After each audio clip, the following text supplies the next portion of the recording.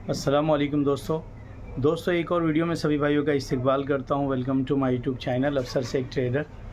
दोस्तों काफ़ी दिनों के बाद स्क्रीन से हटकर आप लोगों के सामने फुल स्क्रीन पे बैठ के बात करने आया हूं।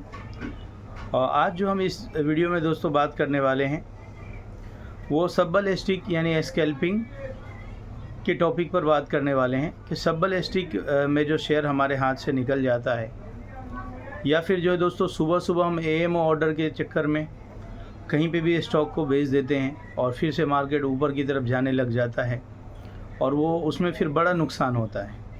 अगर आप देखोगे तो एक दो दिन से मेरे पास काफ़ी सारे मैसेजेस आए कि बहुत कहा जाता है कि एएमओ ऑर्डर लगा कर सेल कर दो, फिर नीचे की तरफ बाय के लिए लगा दो तो वो नीचे आता ही नहीं। तो दोस्तों ये सारी दिक्कत आएगी ही आएगी, इसलिए कि आप स्कैल्पिंग कर रहे हो, आप ट्रेडिंग कर रहे हो और आप दोस्तों बगैर चार्ट को देखे हुए, बगैर स्क्रीन को देखे हुए आप ये काम करने की कोशिश कर रहे हैं, जो यानी कि बहुत ही ख़तरनाक है दोस्तों। ठीक है, और मैंने जो आपको सब्बल स्टिक करना बताया है ना, वो चार्ट फ्रेम लगाकर चार्ट पे करना सिखाया है।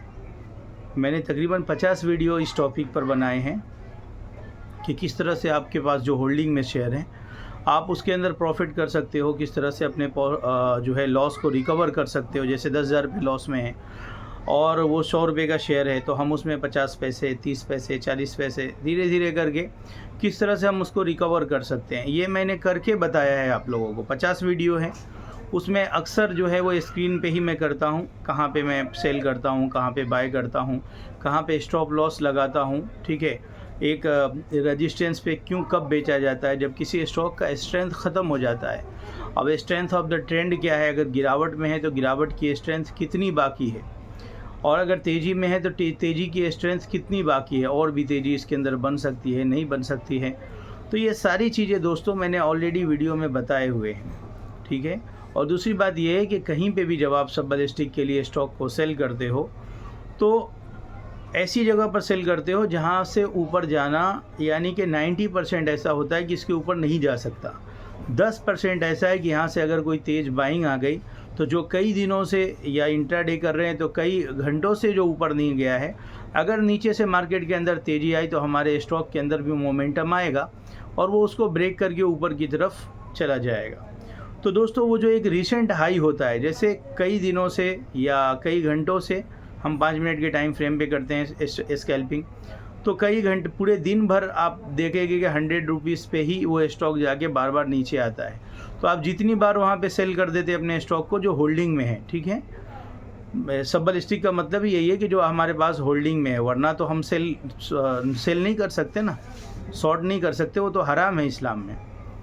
तो हम जो है होल्डिंग वाले शेयर को सेल कर देते हैं और नीचे 2 रुपये 1 रुपये नीचे आता है हम उसको बाय कर लेते हैं, या 50 पैसे भी बाय करते तो आधा % हो जाता। मगर होता ये है कि हमारे साथ अक्सर ऐसा होता है कि हमने सेल कर दिया, अब वो ऊपर की तरफ जा रहा है, तो वो जो 100 रुपये का एक रेजिस्टेंस बन गया था इंट्राडे टाइम फ्रेम पे, 5 मिनट के टाइम फ्रेम पे, जहाँ से 4-5 बार कई बार 5 मिनट के टाइम फ्रेम पे स्टॉक जो है नीचे की तरफ आया, वो एक रेजिस्टेंस बन गया इंट्राडे के लिए, या 1 घंटे के चार्ट फ्रेम पे अगर बना हुआ है तो। और वहाँ के ऊपर गया मतलब ये है कि जो अभी तक नहीं हुआ वो अब हो रहा है, यानी अब उसके ऊपर 100 रुपये तक अभी तक नहीं गया, इसीलिए मैं यहाँ पे सेल कर रहा हूँ कि बार बार वहाँ से नीचे जाता है 1-2 रुपये, मुझे 1-2 रुपये का प्रॉफिट हो जाएगा।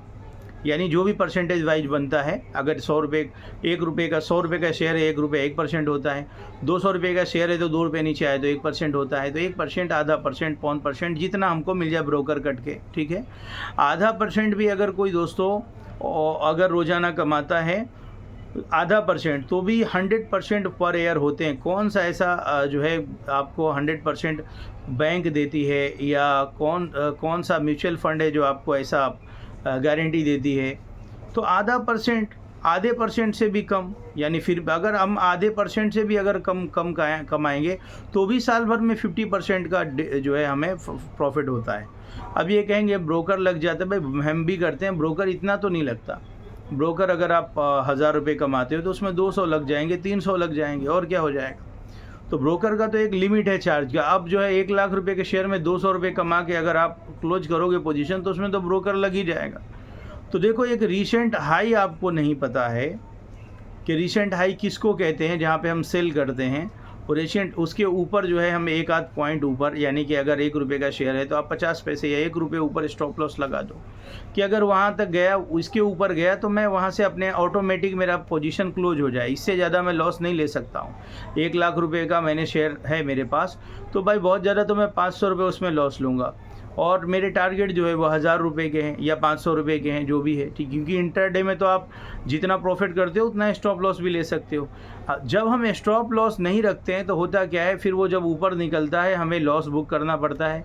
क्यों लॉस बुक करना पड़ता है? क्योंकि वो शेयर है ही ऑलरेडी हमारे पास बहुत लंबे लंबे लॉस में, यानी कि कोई 15,000 लॉस में, कोई 50,000 लॉस में, कोई 20,000 लॉस में, कोई 5 लाख रुपये लॉस में है। अब इतने बड़े शेयर को 5% ऊपर गया तो बड़ा ये लॉस भी है और वो लॉस भी है, या तो इसको ले लो या वो ले, पूरा का पूरा लॉस बुक करना पड़ेगा। तो इसके लिए स्टॉप लॉस रखा जाता है। आपको सीखना होगा, आपको समझना होगा कि आखिर जो है कहाँ सही से सेल किया जाता है। तो जितने भी जो बड़े बड़े एक्सपर्ट हैं, जो ट्रेनिंग देते हैं, जो शेयर मार्केट के क्लासेस, टेक्निकल एनालिसिस के क्लासेस कराते हैं, मैंने भी किया हुआ है, मैंने भी सीखा हुआ है, मैंने भी किया अल्हम्दुलिल्लाह और आज भी कर रहा हूँ। उसके हिसाब से ही मैं ट्रेड लेता हूँ। तो होगा क्या, स्टॉप लॉस हिट होगा। तो ओवरऑल जब आप नियम से करोगे ना, रूल्स से के हिसाब से करोगे, तो आपको यानी महीने में, 2 महीने में, साल भर में ओवरऑल आप प्रॉफिट में रहोगे अच्छे खासे, ठीक है। तो स्टॉप लॉस ज़रूर रखना चाहिए। और इसी तरह से जब फ्रेश आप बाइंग करते हो तो नीचे की तरफ आप स्टॉप लॉस लगाओ। ये दोनों ही तरीका मेरा चैनल में बना हुआ है, जो है डाला हुआ है। ये सारी चीज़ें जो मैं कह रहा हूँ ना, 50 वीडियो में मैंने बताया है। मोबाइल से भी बनाया, लैपटॉप से भी बनाया, टैबलेट से भी बनाया हुआ है। तो वो सारा जो है उसका लिंक मैं डाल दूँगा वीडियो में, इंशाल्लाह वो आपको मिल जाएगा। और सभी वीडियो, मुझे लगता है 30-35 वीडियो फ्री है और उसमें 10-12 वीडियो जो है वो 159 के मेंबरशिप में, वो भी दोस्तों फ्री है। वो मेंबरशिप जो असल में है ना, वो हमारे लाइव का है, मैं फ्री में रखना चाहता हूँ ताकि तमाम ही इंसानियत उससे ज़्यादा से ज़्यादा फ़ायदा कर सकें। अभी तो वो 159 में हो सकता है, आगे चल के अगर मुझे चैनल के लिए पैसों की ज़रूरत है या बहुत सारे डिवाइसेस की ज़रूरत होती तो मैं उसको 1000 रुपये में, 700-800 में, 2000 रुपये में उसको डाल दूँ। तो उससे पहले आपको सीखना चाहिए। आप स्क्रीन पर सीखो, फिर देखो। आप करोगे तो आपको हर वक्त कभी भी आंख बंद करके नहीं सेल करोगे। आपको खुद ब खुद शेयर मार्केट में चार्ट समझने में आ जाएगा और ये समझ में आने लग जाएगा कि भाई कहीं भी नहीं सेल कर सकते, वरना हमारा बहुत लॉस हो सकता है, ठीक है। तो चाहे आप सब्बल स्टिक करो या आपके पास फ्रेश कैपिटल है, उसके ज़रिए से आप जो है दोबारा शेयर को बाय करो, तो आप चार्ट देखकर बाय करते हो। एक ट्रेडिंग है, इंट्राडे के लिए आप ट्रेडिंग करते हो, लॉन्ग टर्म के लिए इन्वेस्टमेंट करते हो तो बहुत ज़्यादा चार्ट वार्ट देखने की ज़रूरत नहीं होती। वीकली टाइम फ्रेम पे देख लो, अगर एक सपोर्ट पे है, अगर ओवरसोल्ड जोन में है तो हम ले सकते हैं। अच्छा काम कारोबार है कंपनी का, तो किसी भी भाव पर अगर लेंगे, धीरे धीरे थोड़ा थोड़ा ऐड करेंगे तो ओवरऑल 10 साल में, 5 साल में प्रॉफिट हो ही जाता है। मगर बात एक दिन की होती है। जब आप ट्रेडिंग करते हो दोस्तों, तो अगर आपको प्रॉफिट करना है तो किसी दूसरे को लॉस करना होता है, यानी आप अगर लॉस करोगे तभी दूसरे को प्रॉफिट होगा। तो इतनी हाई मारी रहती है उसके अंदर। तो आपको कभी भी इतना याद रखो, सही स्ट्रेटेजी के साथ ही काम करना है तो ही आपको प्रॉफिट होगा, वरना आपको कभी प्रॉफिट नहीं होगा। दोस्तों, आपको स्क्रीन पर देखना चाहिए, सीखना चाहिए। एक रेजिस्टेंस पे स्टॉक को सेल करना चाहिए। ये नहीं कि बाज़ार 300 पॉइंट गिर रहा है आज तो सेल कर दूंगा। भाई इसमें कोई शक नहीं है। फर्स्ट कैंडल इतना बड़ा लंबा बन जाएगा ना, वो गैप, एक तो 100-200 पॉइंट गैप डाउन होगा, वो पहले ही गिर गया। अब नीचे गिरने की ज़्यादा पॉसिबिलिटी, नीचे जो है बहुत से लोग जो है ना वो एम ऑर्डर लगाए हुए होते हैं कि मार्केट नीचे मिलेगा तो मैं बाइंग करूँगा, ठीक है। तो फ़ौरन बाज़ार ऊपर की तरफ भागता है। तो ऐसा काम नहीं करना चाहिए, बल्कि एक बार जब गिरने दो, फिर जब बाउंस बैक करके ऊपर आएगा, फिर जब दोबारा नीचे जाएगा तो वहाँ से आप पोजीशन बना सकते हो।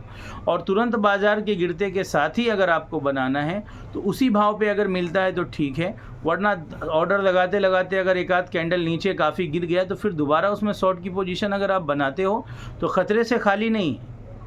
फिर आप जो दोबारा 1-2 सेकेंड के 10 सेकेंड में आप देखोगे कि आपको कई हज़ार का लॉस हो जाएगा, क्योंकि एक झटके में जो है ना, 1-2 मिनट में, 1 मिनट के अंदर बड़े बड़े मूव आते हैं स्टॉक मार्केट में। एग्जीक्यूट होता है बहुत सारा ऑर्डर, लोगों का करोड़ों और अरबों का वो उन्होंने जो है लगाया हुआ होता है, कई 100 करोड़ रुपए का। तो एग्जीक्यूट होता है, उससे बाज़ार बहुत वोलेटाइल होता है। तो आप उसको चेंज करने की कोशिश मत करो। एक स्ट्रेटेजी के साथ जो आपको आसान लगता है एक सही जगह बेचो और 0.5% 0.25% थोड़ा थोड़ा करके 1-2 बार में आप जो भी प्रॉफिट मिलता है उसको लेकर निकलना चाहिए। या अगर छोटा मोटा लॉस भी हो गया तो सेटअप बंद करके बस करना चाहिए कि भाई आज मेरा दिन नहीं है, नहीं हो पा रहा है। फिर आप अगर बार बार गलती हो रही है, धोखा हो रहा है, तो आप 2-4 दिन ना करो भाई, फ्रेश हो जाओ। सारा कुछ आप अच्छा कर रहे हो फिर भी गलत हो जा रहा, कोई ना कोई लॉस हो जा रहा, तो आप 2-4 दिन ट्रेडिंग छोड़ दो। मार्केट का मूवमेंट समझ में नहीं आया तो छोड़ दो, ठीक है।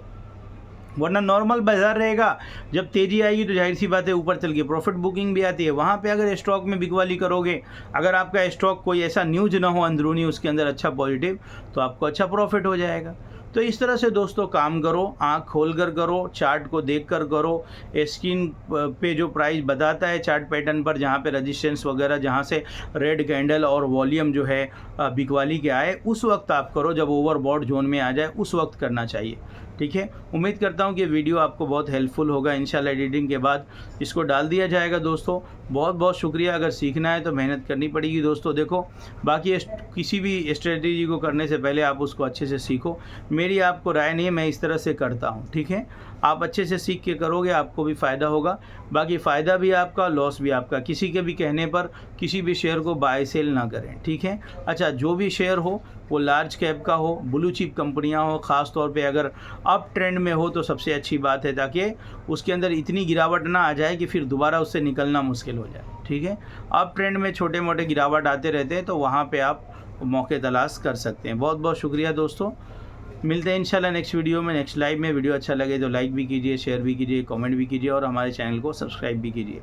अस्सलामु अलैकुम वरहमतुल्लाहि वबरकातुहू।